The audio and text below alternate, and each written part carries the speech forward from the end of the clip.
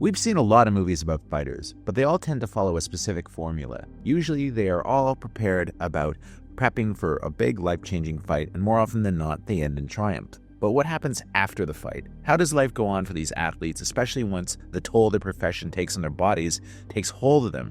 And what is the effect on their home life? This year at TIFF, we've gotten 2 movies dipping into that aspect. One being more conventional, Christie, while this one is anything but. So, this is a story of Mark Kerr, played by Dwayne Johnson, an MMA fighter whose meek, affable nature hides the fact that in the ring, he's a brutal opponent who's used to being able to dominate all comers.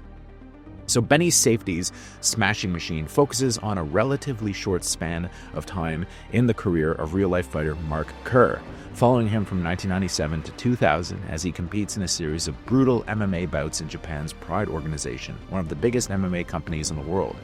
A revelatory role for Johnson, the star is utterly consumed by Kerr, radically changing his appearance and physique. It's easy to see why Johnson was such good casting, with his natural charisma fit for the soft-spoken, friendly Kerr, who's a demon in the ring, but mostly a sweetheart outside. Some of Johnson's best moments feature him as Kerr just going about his regular life, chatting with folks, including a sweet old lady at a clinic who is intimidated by his beaten-up looks and size. What Safety's film does is show us that if Kerr is the smashing machine everyone says he is, what happens when that machine starts to break down? When the movie begins, Kerr isn't even able to answer a question about how it would feel to lose a fight, as he's never considered that a possibility. He's like a child in that he feels certain he will always prevail, even without keeping himself in top shape as he drinks and indulges in an opiate addiction that begins to wreak havoc on his home life.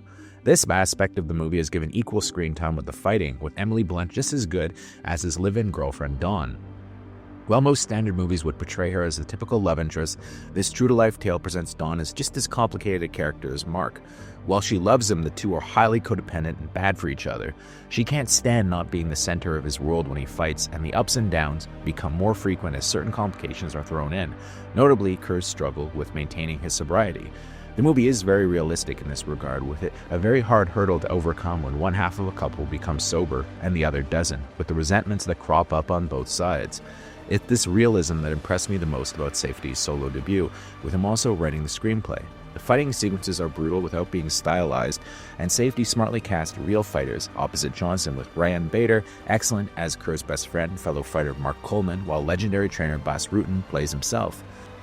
The movie also has a nice jazz score by Nala Sinefro, along with a propulsive sense of pace, even if it's remarkably relaxed compared to the movies Benny did with his brother, Good Time and Uncut Gems. He's clearly establishing his own identity as a director.